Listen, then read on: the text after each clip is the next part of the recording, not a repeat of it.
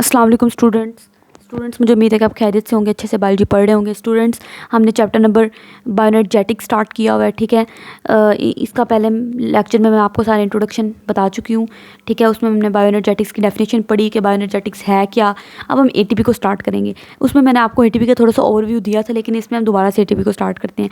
अच्छा, एटीपी क्या है? जैसा कि मैंने आपको बताया कि हमारी दुनिया में आप बाई शॉपिंग करने जाते हैं, ठीक है। आप क्या देते हैं दुकानदार को? रुपी देते हैं। पाकिस्तान में तो रुपी चलती है करेंसी। अगर आप अमेरिका वगैरह में तो वहाँ पे आप डॉलर देंगे, ठीक है। अगर आप पाकिस्तान में भी डॉलर ले आए ना, तो पाकिस्तान वाले भी डॉलर को मतलब नहीं मानते। दुकानदार डॉलर रुपी लेगा, ऐसी बात है। उसको डॉलर दे देंगे तो वो डॉलर का क्या ही करेगा, ठीक है। तो पाकिस्तान में तो जो है वो रुपी चलती है, सही है। हम पाकिस्तान की बात कर रहे हैं। तो इसी तरीके से अगर पाकिस्तान की दुनिया में जो करेंसी है वो रुपी है, इसी तरीके से ये जो सेल है, सेल की पूरी दुनिया बड़ी खूबसूरत दुनिया है। हमने चैप्टर नंबर 3 में द सेल को पढ़ा, तो हमने पढ़ा सेल के अंदर ऑर्गेनेलीज हैं। कितनी खूबसूरत अल्लाह ताला ने ऑर्गेनेलीज बनाई है। न्यूक्लियस बनाया है। न्यूक्लियस सेल को सारे ऑर्डर देता है, सारा कंट्रोल न्यूक्लियस के पास है। भाई तुम ये करो, तुमने ये प्रोटीन बनानी है, ये प्रोटीन नहीं बनानी, बस कर जो, आप इतनी डिवीजन करनी है, अब तुमने डिवाइड नहीं करना। हर ऑर्डर न्यूक्लियस के पास है। फिर माइटोकॉन्ड्रिया अल्लाह ताला ने सेल के अंदर रखा हुआ है। माइटोकॉन्ड्रिया का क्या मकसद होता है? एनर्जी बनाना, power house of the cell, सही हो गया। एटीपी बनाना, वही एटीपी हम पढ़ेंगे, ठीक है। इसके बाद हमने पढ़ा यहाँ पे एंडोप्लाज्मिक रेटिकुलम होता है, बड़ा खूबसूरत, स्मूथ और रफ, ठीक है। उनका काम क्या होता है? प्रोटीन बनाना। रफ का काम है, स्मूथ का काम लिपिड बनाना है। तो ये हम सेल की दुनिया बड़ी खूबसूरती से पढ़ चुके हैं। ये जो सेल की दुनिया ना, सेल की दुनिया में जो करेंसी है ना, वो जो करेंसी है, जो हमारी दुनिया में रुपी है ना, तो सेल की दुनिया में जो करेंसी है वो है एटीपी, ठीक। सेल की दुनिया में आपने जो काम करना है ना, वो एटीपी की मदद से करना है, ठीक। एटीपी ही एनर्जी करेंसी, इसलिए इसको कहते हैं energy currency of the cell. ये सेल की करेंसी है। जिस तरह हमारी करेंसी रुपी है। हमने जो काम, कोई कपड़ा खरीदना है, कोई हमने शॉपिंग करनी है, हमने कोई चीज़ खरीदनी है, हमने रुपी देने हैं, तो रुपी से काम होगा। सेल की दुनिया में जो करेंसी है ना, वो एनर्जी करेंसी, वो एटीपी है। मतलब अगर आपने सेल ने कोई काम करना है, मान लो मेरे हाथ है, मेरे हाथ के मसल सेल काम कर रहे हैं, कॉन्ट्रैक्ट कर रहे हैं, तभी तो मैं अपने हाथों को ऐसे कर पा रही हूँ, मैं लिख पा रही हूँ, सही है। मेरे दिमाग, मैं सोच रही हूँ, आपको पढ़ा रही हूँ, तो मेरे ब्रेन सेल के अंदर, जो ब्रेन के अंदर भी सेल्स होते हैं ना, जिनको न्यूरॉन्स कहते हैं, क्योंकि हमारी पूरी बॉडी सेल से मिलकर बनी हुई है, ठीक है। वो न्यूरॉन्स काम कर रहे हैं, सही है। मुझे इन्फेक्शन से बचाने के लिए मेरे वाइट ब्लड सेल मुसलसल काम कर रहे हैं। तो ये जो सारे सेल है ना, इन सेल की दुनिया में जो काम कर रहा है वो एटीपी है। इन सेल को काम करने के लिए एटीपी चाहिए।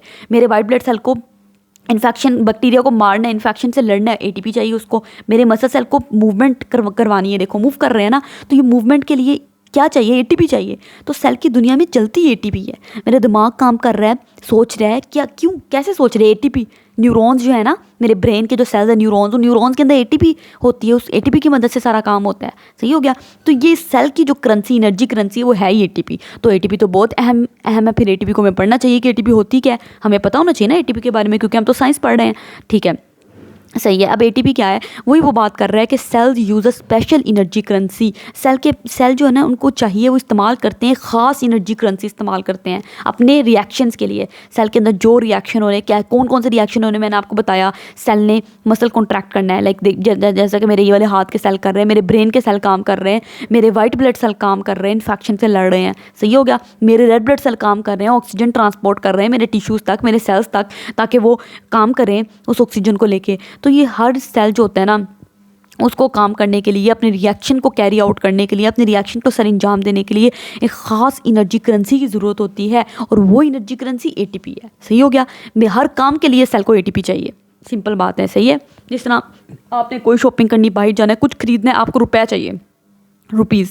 सेल की दुनिया में एटीपी, सही। अब ये जो एनर्जी करेंसी है ना, वो है क्या? वो कहता है ये जो एटीपी है ना, ये एक न्यूक्लियोटाइड है। न्यूक्लियोटाइड के बारे में हम पढ़ चुके हैं। आपने याद करें, पीछे बायोमोलिक्यूल वाला चैप्टर पढ़ा, उसमें हमने डीएनए आरएनए के बारे में पढ़ा। तो हमने पढ़ा डीएनए को क्या कहते हैं? डीऑक्सीराइबोन्यूक्लियोटाइड। न्यूक्लियोटाइड लफ्ज़ आया ना, इसका मतलब डीएनए भी एक न्यूक्लियोटाइड से मिलकर बना हुआ है। आरएनए क्या है? न्यूक्लिक एसिड, राइबोन्यूक्लियोटाइड से मिलकर बना होता है, ठीक है। तो वो दोनों न्यूक्लियोटाइड्स थे। न्यूक्लियोटाइड्स की आपने पढ़ा था ना, डीएनए कैसे बना होता है? एक न्यूक्लियोटाइड, दूसरा, तीसरा, चौथा, पांचवा, छठा, ये सारे न्यूक्लियोटाइड आपस में मिलते हैं, डीएनए बना देते हैं, सही। न्यूक्लियोटाइड आपस में मिलकर आरएनए बना रहे थे, तो वही न्यूक्लियोटाइड एटीपी है। एटीपी भी कोई खास नहीं है, एटीपी भी वही एक न्यूक्लियोटाइड है, सही है। और न्यूक्लियोटाइड का स्ट्रक्चर हम पीछे पढ़ चुके हैं, लेकिन मैं आपको दोबारा पढ़ाऊंगी। न्यूक्लियोटाइड का स्ट्रक्चर क्या होता है? हर एक न्यूक्लियोटाइड 3 चीज़ों से मिलकर बना होता है। 3 चीज़ों को आप लो, उनको मिक्स कर दो, न्यूक्लियोटाइड बन जाएगा। कौन कौन सी 3 चीज़ें लेनी है आपने? एक लेनी है आपने शुगर, ठीक है। अब शुगर के बारे में हम पढ़ चुके हैं चैप्टर नंबर द बायोमोलिक्यूल वाले चैप्टर में। शुगर जो होती है 5 कार्बन शुगर होती है, 4 कार्बन शुगर होती है, 3 कार्बन शुगर होती है। अगर आपको मैं दिखाऊँ या आपको याद नहीं आ रहा, मैं आपको दिखा देती हूँ। ये देखें, यहाँ पे हमने शुगर के बारे में पढ़ा। ये सारी शुगर्स थी ना। मोनोसेक्राइड्स क्या होती हैं? शुगर्स होती हैं, सिंपल शुगर्स, ठीक है। तो ये देखें, हमने पढ़ा था कितने कार्बन शुगर होती हैं। हमने पढ़ा था 5 कार्बन शुगर होती है, 6 कार्बन शुगर होती है, ठीक है। 5 कार्बन जो शुगर होती है ना, पेंटोज, उनको पेंटोज कहते थे, याद है आपको? पेंटा मीन्स 5 कार्बन शुगर को पी से 5 और पी से पेंटा, ठीक है। तो पेंटोज जो होती है 5 कार्बन शुगर होती है, और ये जो पेंटोज होती है ये भी 2 होती हैं, एक होती है राइबोज और एक होती है डीऑक्सीराइबोज। सही हो गया। इसी तरीके से 6 कार्बन शुगर हमने पढ़ी थी, वो ग्लूकोज, फ्रुक्टोज और ग्लैक्टोज थी। उनमें हमने डिफरेंस भी सारे मैंने आपको डिटेल से पढ़ाए थे। ये चैप्टर बहुत इंपॉर्टेंट है, हमने डिटेल से पढ़ा था कि इनके स्ट्रक्चर कैसे बनाने हैं, क्योंकि अब ऑब्वियसली स्ट्रक्चर भी आ सकते हैं, ठीक है। सही हो गया। अब ये जो इसमें ना खासतौर पर पेंटोज जो 5 कार्बन शुगर है ना, मतलब ये देखें, ये पेंटोज है। क्यों उसको 5 कार्बन शुगर कह रहे हैं? इसमें 5 कार्बन है। कैसे?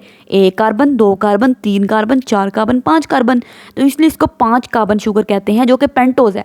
अब पेंटोज में भी 2 शुगर है, एक है राइबोज और एक है डीऑक्सीराइबोज।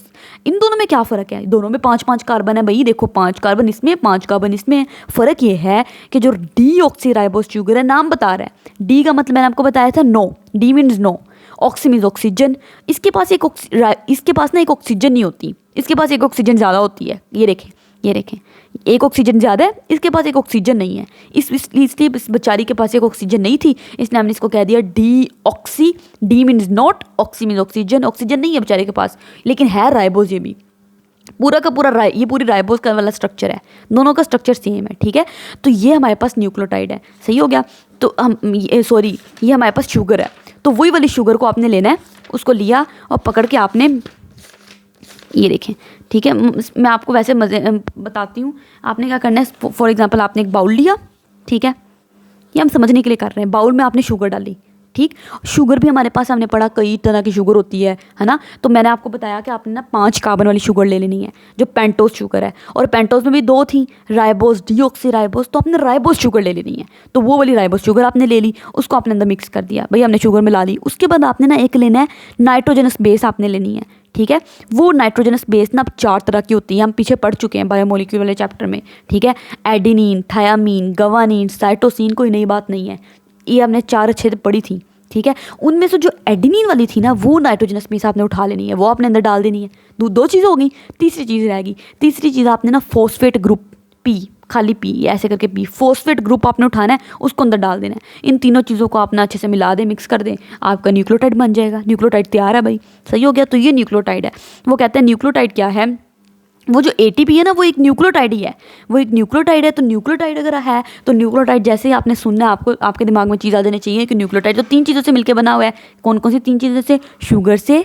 शुगर कौन सी? राइबोज शुगर, ये वाला, ठीक है। उसके अलावा base, nitrogenous base. Nitrogenous base में खासतौर पर एडेनिन, और तीसरा फॉस्फेट ग्रुप। ये 3 चीज़ों से हमारा न्यूक्लियोटाइड बना हुआ है। और वो न्यूक्लियोटाइड, और जो ATP है हमारी, वो एक न्यूक्लियोटाइड ही तो है। वो जो सेल की एनर्जी करेंसी है ना ATP, वो एक न्यूक्लियोटाइड ही है। और न्यूक्लियोटाइड 3 चीज़ों से मिलकर बनी होती है, तो ATP मतलब 3 चीज़ों से मिलकर बनी हुई है, बात खत्म, ठीक है। तो वही वो कह रहा है कि जो एनर्जी करेंसी होती है ना, एक न्यूक्लियोटाइड है। इस न्यूक्लियोटाइड को हम ATP कहते हैं, ठीक है। ATP मतलब A से एडिनोसिन, T से ट्राई, P से फॉस्फेट। इसका नाम क्यों है ये भी हम अभी पढ़ते हैं, ठीक है। अच्छा, वो कहता है कि When cells store energy, they make ATP। जब सेल्स को एनर्जी स्टोर करनी है ना, इन्होंने ATP बना लेनी है। सही है। मिसाल के तौर पर मैंने खाना खाया, ठीक है। मैंने खाना खाया तो खाने में मान लो मैंने रोटी खाई, रोटी के अंदर होती है ग्लूकोज। अब वो ग्लूकोज आई सेल के पास, ये सेल है, सेल के पास वो ग्लूकोज आई, ठीक है। सेल ने उस ग्लूकोज को लेना है, उस ग्लूकोज को तोड़ के उससे निकाल ली एनर्जी। जो सेल की एनर्जी निकली, सारी सेल की एनर्जी निकली जा रही है। हमने उस सारी सेल की एनर्जी को पकड़ के उस एनर्जी को कैद कर लिया। भाई एनर्जी ज़ाया ना हो जाए, उस एनर्जी को कैद कर लिया एक खास मॉलिक्यूल में, ठीक है। उस मॉलिक्यूल को हम ATP कह रहे हैं। सही है। तो जब भी सेल्स ने एनर्जी स्टोर करनी होती है ना, तो वो ATP की सूरत में स्टोर करता है, ठीक। ये देखें, ये ATP है, ये ATP का स्ट्रक्चर है। ATP में एक राइबोज शुगर है, एक नाइट्रोजनस बेस है जिसका नाम एडेनिन है, क्योंकि 4 तरह की नाइट्रोजनस बेसिस होती हैं, एडेनिन, थायामीन, गवानीन, साइटोसिन। ये हम पढ़ चुके हैं पहले बायोमोलिक्यूल वाले चैप्टर में। तो वो जो एडेनिन वाली वो यहाँ पे आ गई। तीसरा फॉस्फेट ग्रुप, ये देखें, फॉस्फेट ग्रुप है। 3 फॉस्फेट ग्रुप होते हैं। सही हो गया। ये जो फॉस्फेट ग्रुप के दरमियान में जो आपको ऐसे करके नजर आ रहा है ना, ऐसे करके ये इसको टिल्ड कहते हैं ऐसे करके, ये निशान। तो ये जो टिल्ड निशान होता है ना, ये हाई एनर्जी बॉन्ड को शो कर रहा है। ये इनमें सारी एनर्जी स्टोर हुई है भाई, यही तो असल चीज़ है, ठीक है। सारी एनर्जी इनमें स्टोर हुई है। आपने जो खाना खाया था ना ग्लूकोज, उसको तोड़ के सारी एनर्जी निकली शू, उस सारी एनर्जी को पकड़ के हमने कैद कर लिया, इनमें कैद कर लिया, इनमें स्टोर कर लिया, ठीक है। इसमें अब वो सारी एनर्जी स्टोर हुई है। तो जब भी सेल ने एनर्जी स्टोर करनी है ना, तो सेल ने एटीपी बना लेनी है। क्यों? क्योंकि सेल को पता है एटीपी बनेगी, एटीपी के अंदर हम इसमें सारी एनर्जी स्टोर कर लेंगे, सही। अब जब सेल को एनर्जी चाहिए ना, मान लो मैं जिस तरह ये वाले मेरे सेल हैं काम कर रहे हैं ऐसे करके, ठीक है, तो एक एनर्जी चाहिए, तो वो एनर्जी कैसे आएगी? हम ये बॉन्ड तोड़ देंगे, वही जो एनर्जी हमने अंदर कैद की थी वो शू करके सारी एनर्जी निकल जाएगी। वो एनर्जी निकलेगी तो मेरा सेल वो एनर्जी इस्तेमाल कर लेगा और इस्तेमाल करके काम करना शुरू कर देगा। मेरी मूवमेंट करनी है, एक सेल ने जो काम करना है, सेल उस एनर्जी को पकड़ के काम कर लेगा, सही हो गया। तो वो कह रहा है व्हेन सेल्स नीड एनर्जी, अब जब सेल को एनर्जी की ज़रूरत पड़ी है तो दे ब्रेक एटीपी, सेल ने ये एटीपी को तोड़ देना, पकड़ के ये बॉन्ड तोड़ दिया, ये बॉन्ड तोड़ दिया, एनर्जी शू करके सारी निकल आई, उस एनर्जी को इस्तेमाल कर लिया, सही हो गया। अच्छा, ये जो एटीपी मॉलिक्यूल्स होते हैं ना, ये दोनों लाइनें उम्मीद है कि आपको क्लियर हो गई होंगी। अच्छा, अब एटीपी मॉलिक्यूल्स होते हैं ना, उसके 3 सब यूनिट्स होते हैं। अच्छा, आपने क्या करना है, एक एक लाइन को अच्छे से पढ़ना है। क्यों? क्योंकि यही वाले सारे अगर आपके कॉन्सेप्ट क्लियर होंगे ना, तो अगर आपने आगे डॉक्टर बनना है ये, तो उसमें एफएससी के बाद आपको एमडी कैट देना पड़ता है। तो एमडी कैट में, एफएससी में भी तकरीबन यही चीज़ें आती हैं, यही एटीपी आएगी, सारी यही चीज़ें होंगी। अगर आपने 9th अच्छे से पढ़ी होगी ना, तो आपकी अच्छी बेस बन जाएगी, ठीक है। तो आगे आपको आसानी होती रहेगी। उसके बाद एमडी कैट आप दोगे ना सेकंड ईयर के बाद, तो वो एमसीक्यू एक पेपर होता है। तो उसमें क्या होता है कि ये 200 एमसीक्यूज़ होते हैं, और बायोलॉजी के तो बहुत ज़्यादा एमसीक्यूज़ होते हैं, 200 तक होते हैं। नहीं, बायोलॉजी के होते हैं गालबन 100 तक, तो बायोलॉजी के होते हैं 80 तक ना, सबसे ज़्यादा बायोलॉजी के होते हैं। तो वो यही एमसीक्यू आते हैं, एक एक चीज़ यही आती है। अगर आपने एक एक लाइन अच्छे से पढ़ी हो ना, आपका कॉन्सेप्ट क्लियर हो, तो वो कोई मुश्किल ही नहीं है, ठीक है। तो इस तरीके से अल्हम्दुलिल्लाह मैंने भी अच्छे से पढ़ा था। तो मेरे कितने मार्क्स थे? 200 में से 190 मार्क्स थे, सिर्फ 10 एमसीक्यू रॉन्ग थे। तभी फिर आपको एक अच्छे मेडिकल कॉलेज में एडमिशन मिल पाता है, ठीक है, गवर्नमेंट मेडिकल कॉलेज में। क्योंकि प्राइवेट तो बहुत मुश्किल होता है अफोर्ड करना, बहुत उसकी फ़ीस होती है, ठीक है। तो इसलिए आपने कोशिश करनी है कि हर लाइन अच्छे से पढ़ें, हर कॉन्सेप्ट अपना क्लियर करें। इधर आपने कॉन्सेप्ट क्लियर कर लिया ना, तो आपके बोर्ड में भी अच्छे नंबर आ जाएंगे और आगे भी आपको सारी आसानी होगी, क्योंकि आगे भी सब कुछ यही है, कॉन्सेप्ट बस क्लियर होना चाहिए, ठीक है। तो वो हाँ, वीडियोज़ लंबी होती हैं, ऑब्वियसली सुनने में मुश्किल पेश आ रही होती है, नहीं सुनने को दिल कर रहा होता कि इतनी लंबी वीडियो तो हम कहाँ से सुने। लेकिन यकीन करें, अगर आप कोई छोटी वीडियो देखते हैं ना 5 मिनट की, वो इस तरह आपको कॉन्सेप्ट क्लियर नहीं कर सकती, क्योंकि कोई बंदा 5 मिनट में आपको सारी बातें कैसे बता सकता है, ठीक है। वो भी सुपरफिशियल बताता है और उसे समझ नहीं आती, वो फिर रट्टा ही बचता है। और रट्टा कब तक याद रहेगा आपको? पेपर तक बड़ी मुश्किल से याद रहता है, तो आगे तक कहाँ याद रहेगा, ठीक है। तो इसलिए आपने, अगर जो वीडियोज़ लंबी होती हैं, मैं कोशिश करती हूँ कि छोटी बनाऊँ, लेकिन नहीं छोटी बनती, क्योंकि अगर एक एक कॉन्सेप्ट क्लियर करवाना है तो उसके लिए फिर वीडियो लंबी हो ही जाती है, ठीक है। अच्छा, वो कहते हैं कि यही बात हम कर रहे थे कि एटीपी मॉलिक्यूल जो होता है ना, हैज़ 3 सब यूनिट। हमने भी पढ़ लिया, 3 सब यूनिट है। 3 चीज़ों को हमने मिलाया था, तो 3 चीज़ों के मिलाने से एटीपी बन गई थी, क्योंकि 3 चीज़ों के मिलाने से न्यूक्लियोटाइड बनना है, और एटीपी भी तो एक न्यूक्लियोटाइड ही है ना, हम यही तो बात पढ़ते आ रहे हैं, एटीपी एक न्यूक्लियोटाइड है, सही है। तो एटीपी मॉलिक्यूल के 3 सब यूनिट्स होते हैं, कौन कौन से? एक है एडेनिन, ये एडेनिन है। एडेनिन क्या है? एक नाइट्रोजन कॉन्टेनिंग बेस है, एक नाइट्रोजन बेस है, ये एक बेस है। इस बेस के अंदर ना नाइट्रोजन होती है, इधर नाइट्रोजन लगी हुई, इधर नाइट्रोजन लगी हुई, इस तरह करके। तो इसलिए इसको कहते हैं नाइट्रोजन कॉन्टेनिंग बेस। एक ऐसी बेस है जिसके अंदर नाइट्रोजन पे मुश्तमिल है, जिसके अंदर नाइट्रोजन मौजूद है।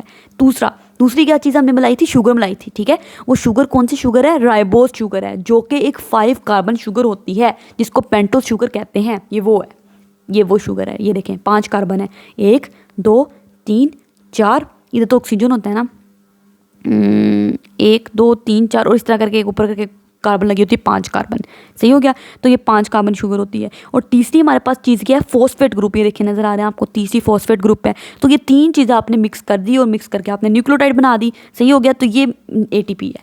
तो एटीपी में आपने याद रखना है, एटीपी का नाम ना क्यों दिया गया है, एडिनोसिन ट्राईफॉस्फेट, इसका नाम क्यों है आपने याद रखना है। जब भी आप ना नाइट्रोजन कॉन्टेनिंग बेस, ठीक है, ये नाइट्रोजन कॉन्टेनिंग बेस और एक शुगर, इन दोनों को आप जब मिलाते हो ना, मिला के दोनों का नाम लेते हो ना, तो फिर एडेनिन नहीं कहेंगे, फिर कहेंगे एडिनोसिन। क्यों? क्योंकि अब हमने इन दोनों का मिला के नाम लिया है, ठीक है। जब भी आपने शुगर का, राइबोज शुगर का और एडेनिन का मिला के नाम लेना है ना, तो आपने कहना है एडेनिन नहीं कहना, क्योंकि हम एक ही बात तो नहीं कर रहे, हम तो 2 की बात कर रहे हैं। तो फिर आपने एडिनोसिन कहना है, सीन आके डाल देना है, ठीक है। ये देखिए, ये बात उन्होंने की हुई है कि एडेनिन ये और राइबोज शुगर, इन दोनों को मिला के अब लिखेंगे तो एडिनोसिन होगा, इन दोनों को मिला के, ठीक। अब हम देखें, अब 3 फॉस्फेट ग्रुप है ना, एक फॉस्फेट ग्रुप को आप मिला लो, एक को मोनो कहते हैं, mono means 1, di means 2, tri means 3, ये तो आपको पता ही है, ठीक है। तो मोनो मीन्स 1, तो जब आपने एक फॉस्फेट ग्रुप को मिलाना है ना, इतना इतना, ठीक है, तो वो बन जाएगा, इन दोनों को मिला के एडिनोसिन का था ना, तो वो एक फॉस्फेट ग्रुप को मिलाया तो वो बन जाएगा मोनोफॉस्फेट, एडिनोसिन मोनोफॉस्फेट, ठीक है। इसी तरीके से जब आप दो फॉस्फेट ग्रुप को मिला लेते हो, ये दूसरा भी फॉस्फेट ग्रुप आ गया, ठीक है, तो डाई मीन्स 2 होता है ना, दो फॉस्फेट ग्रुप आ गए, तो अब इन दोनों को तो हमने एडिनोसिन कहना है, तो एडिनोसिन डाईफॉस्फेट, सही। इसी तरीके से तीसरा फॉस्फेट ग्रुप भी आ गया, तो इन दोनों को मिला के तो हमने एडिनोसिन कहना है, ठीक है, तो एडिनोसिन ट्राइफॉस्फेट, इसलिए एटीपी का नाम एडिनोसिन ट्राइफॉस्फेट है। अगर मैं आपको दोबारा समझाने की कोशिश करूँ, ये देखें स्टूडेंट्स, जिस तरह ये हमारे पास एक राइबोस शुगर है, ठीक है, 5 कार्बन वाली, सही, और ये उसके साथ हमारे पास एक नाइट्रोजन कॉन्टेनिंग बेस थी, मतलब मैं वैसे ही हल्की सी बना रही हूँ ऐसे करके, ये एडेनिन थी नाइट्रोजन कॉन्टेनिंग बेस, और ये शुगर है, ठीक है, जिसको हमने क्या कहा था, राइबोस शुगर। इन दोनों को मिला के जो आपने नाम लेना है ना, इन दोनों को मिला के हमने कहना है ये एडेनिन है और ये शुगर है, तो इन दोनों को जब मिला के कहना है एडिनोसिन, एडेनिन नहीं कहना, अब एडिनोसिन कहेंगे, सही, एडिनोसिन। अब अभी इसके साथ कोई फॉस्फेट ग्रुप नहीं है, अच्छा, अब मैंने एक फॉस्फेट ग्रुप साथ में लगा दिया, एक फॉस्फेट ग्रुप लगा दिया, तो ये क्या बन गया, एक फॉस्फेट ग्रुप है, एडिनोसिन मोनोफॉस्फेट बन गया ये, ठीक है, एक फॉस्फेट है। इसी तरीके से मैं दूसरा भी फॉस्फेट ग्रुप लगा देती हूँ ऐसे करके, तो ये 2 फॉस्फेट ग्रुप हैं, तो 2 को डाई कहते हैं, तो अब ये एडिनोसिन डाईफॉस्फेट, अब ये मोनो नहीं रहा, अब ये डाई बन गया, सही हो गया, डाई फॉस्फेट बन गया, ठीक। इसी तरीके से भी मैंने एक और फॉस्फेट ग्रुप लगा दिया, तीसरा फॉस्फेट ग्रुप हो गया, अब ये 3 फॉस्फेट ग्रुप हैं, तो ट्राई मीन्स 3 होता है, तो अब ये ट्राईफॉस्फेट बन जाएगा, सही हो गया, अब ये मोनो भी नहीं रहा, डाई भी नहीं रहा, ट्राई बन गया, सही। तो इसलिए एटीपी का स्ट्रक्चर ऐसा होता है ना, इसलिए इसको कहते हैं, इन दोनों को मिला के तो एडिनोसिन कहना है, adenosine, try means 3, phosphate group, तो एडिनोसिन ट्राईफॉस्फेट, एटीपी। एटीपी क्या है, एडिनोसिन ट्राईफॉस्फेट, एक तो एडिनोसिन है और 3 फॉस्फेट ग्रुप हैं, ये हमारे पास इसलिए इसका नाम एटीपी दिया गया, ऐसे एटीपी नाम नहीं दिया गया, ठीक है, लंबा नाम है एडिनोसिन ट्राईफॉस्फेट है, लेकिन हम बोलने में एटीपी कह देते हैं। ये हमारे पास एटीपी की कहानी खत्म होगी, एटीपी कैसे बनती है हमने बना ली। अब हम थोड़ा सा देख लेते हैं कि एटीपी के अंदर क्या होता है, कि बॉन्ड्स कौन कौन से होते हैं। वो कहते हैं in the molecule of ATP, ये एटीपी का पूरा एक मॉलिक्यूल है, सही है। तो ये जो एक मॉलिक्यूल ऑफ एटीपी है ना, इसके अंदर क्या होता है, 2 फॉस्फेट ग्रुप्स जो होते हैं वो आपस में कैसे कनेक्टेड है, ये देखिए, एक फॉस्फेट ग्रुप दूसरा फॉस्फेट ग्रुप, ये दोनों आपस में कैसे कनेक्टेड है, इनके दरमियान में एक बॉन्ड है, ये वाला जो बॉन्ड है ना, ये वाला, ये जो ऐसे करके टिल्ट बनाया हुआ है, इसको, ये कोवलेंट बॉन्ड है। आप केमिस्ट्री में जाके पढ़ेंगे बॉन्ड्स ना, आयनिक बॉन्ड होते हैं, कोवलेंट बॉन्ड होते हैं, कोऑर्डिनेट कोवलेंट बॉन्ड होते हैं, ठीक है, 9th क्लास में ये आपको पढ़ाया जाएगा सारा।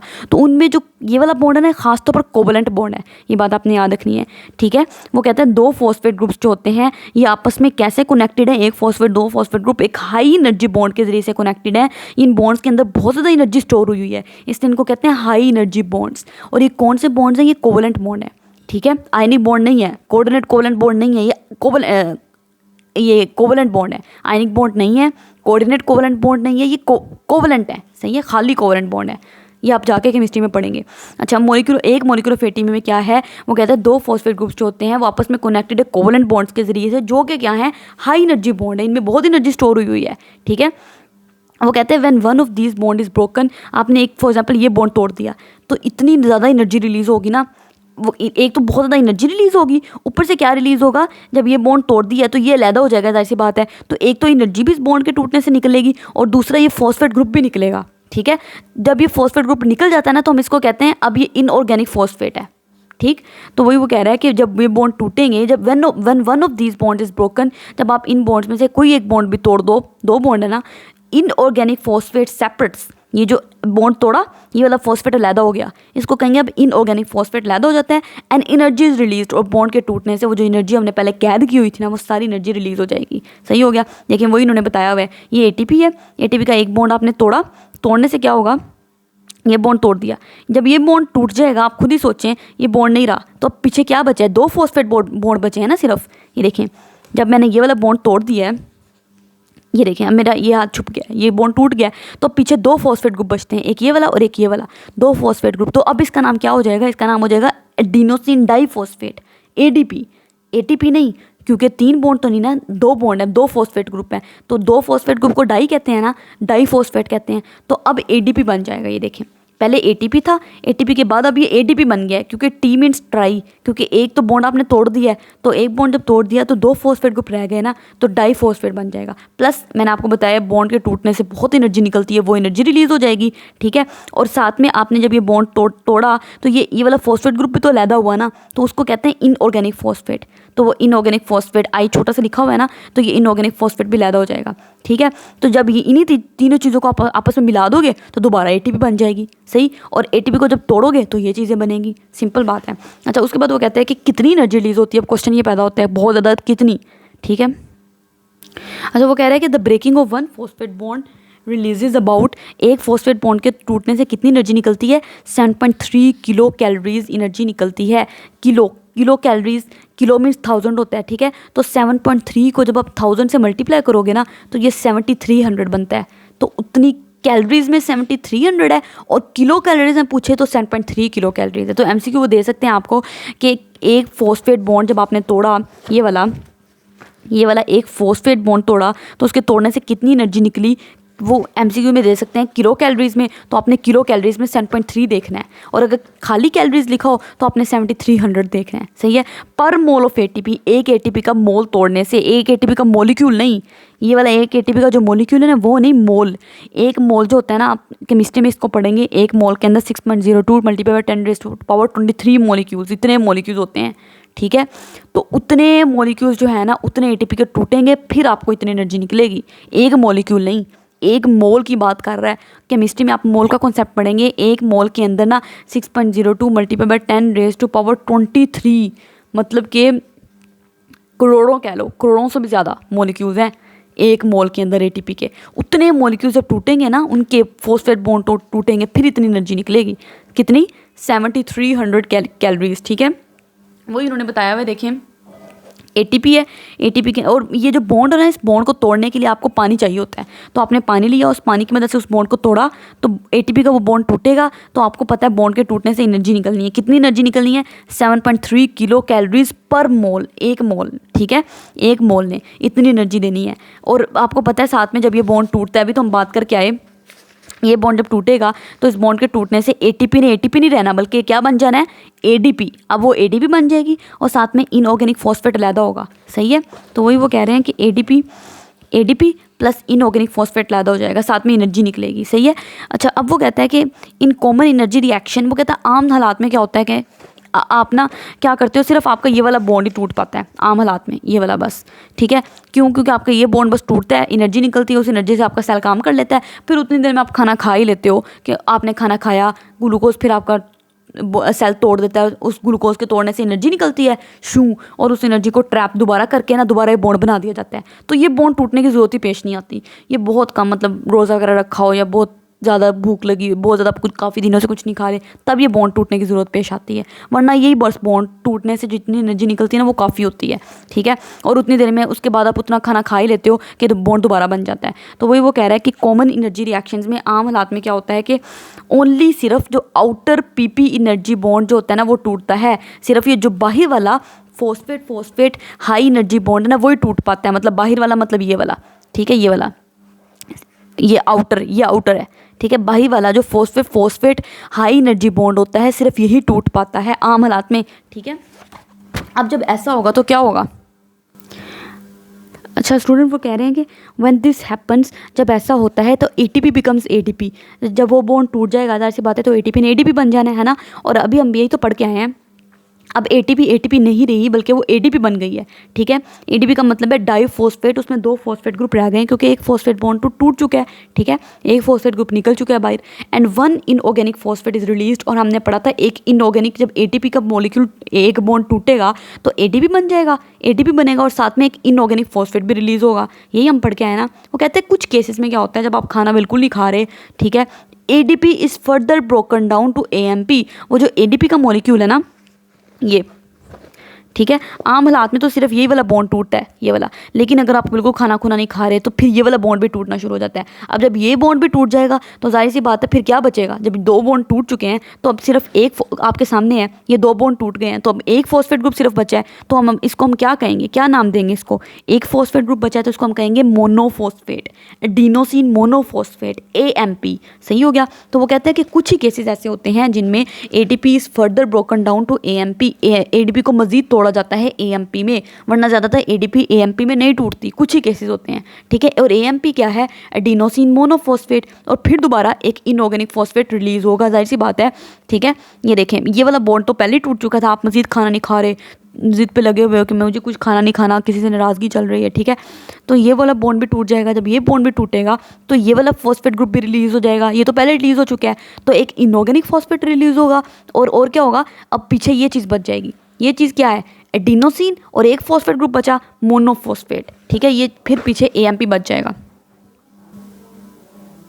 ये देखें, उन्होंने ये दिखाया हुआ है कि ADP जो है ना, फिर उसको मज़ीद तोड़ा गया, पानी की, जब भी बॉन्ड को तोड़ना है ना आपने पानी की मौजूदगी में तोड़ना है, वाटर की मौजूदगी में, तो तोड़ा गया तो AMP बना और एक इनऑर्गेनिक फॉस्फेट रिलीज़ हुआ, प्लस एनर्जी निकली। एनर्जी उतनी निकलनी है, हर बॉन्ड के टूटने से ना एनर्जी उतनी निकलती है, कितनी, 7.3 किलो कैलोरीज पर मोल। ठीक हो गया। अब वो कहता है कि, अब उन्होंने लास्ट में थोड़ा सा कुछ बताया हुआ एक पैराग्राफ, उसमें उन्होंने कहा है cells get energy from the oxidation of food. अब जो सेल्स है ना उसको कैसे एनर्जी मिलती है, ऑक्सीडेशन के प्रोसेस से।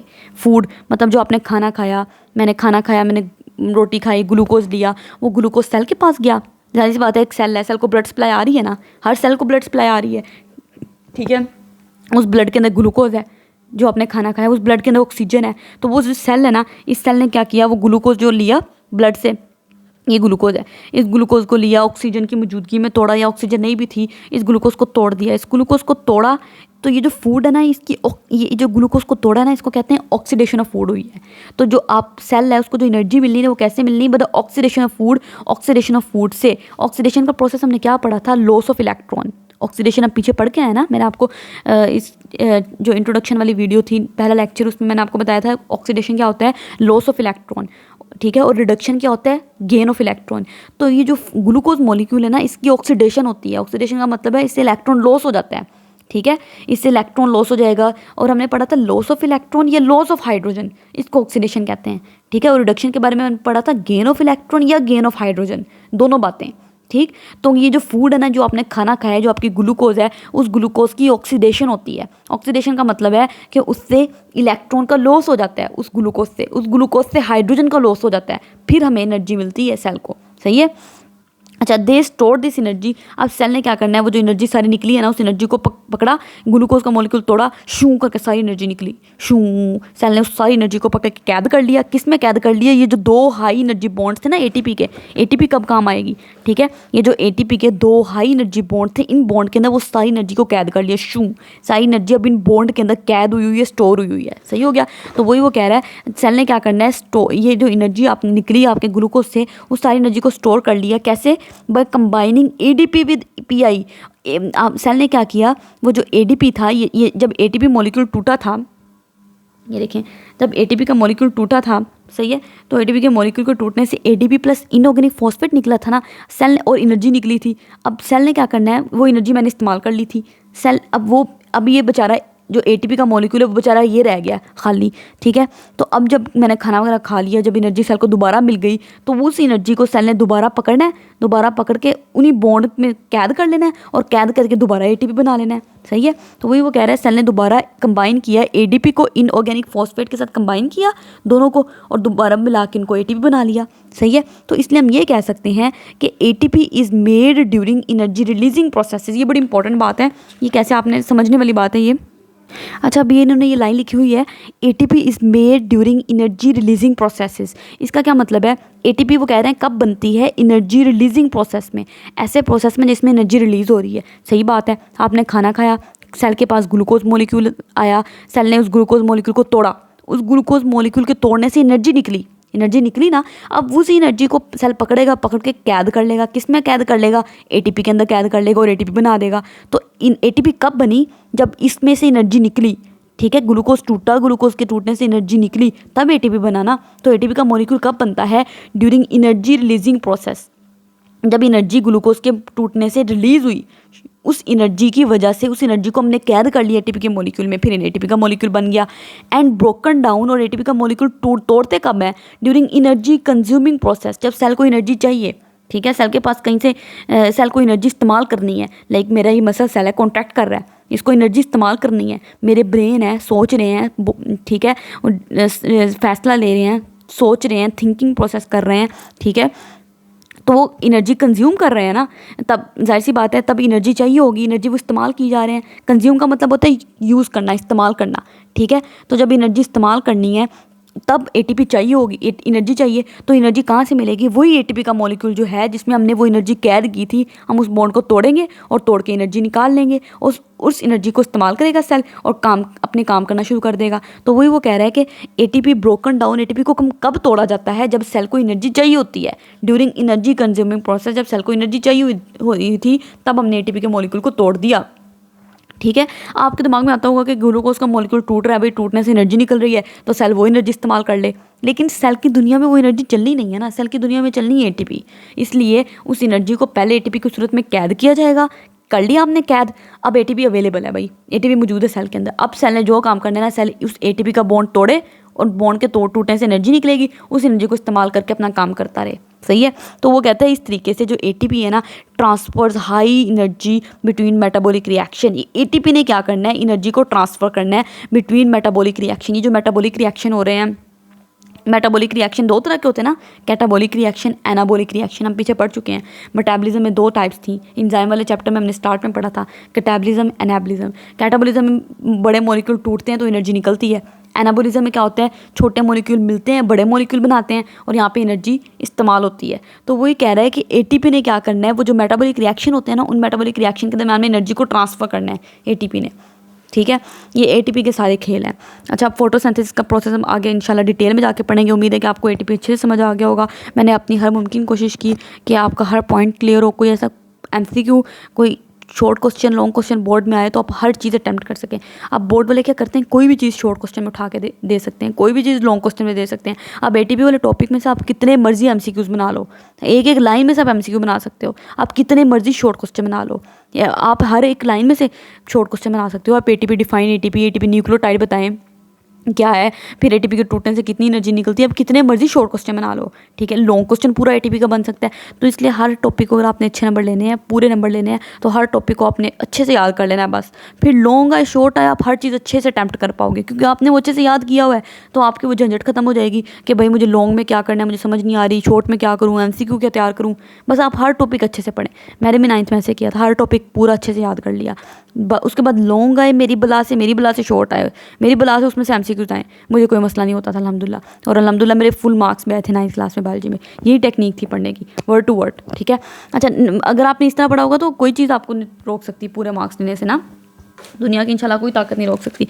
साइड बॉक्स रह गया, वो पढ़ लेते हैं। वो कहते हैं 1941 में एक नोबेल प्राइज़, एक साइंटिस्ट था, उसका नाम था फ्रिट्ज लिपमैन। उसने, उसको बाद में नोबेल प्राइज़ भी दिया गया था, ठीक है। उसने सबसे पहले एटीपी के बारे में बताया था। उसने ही तो सबसे पहले तजवीज़ किया था कि एटीपी क्या है, main energy transfer molecule in the cell. यही तो सेल में एनर्जी ट्रांसफ़र मॉलिक्यूल है।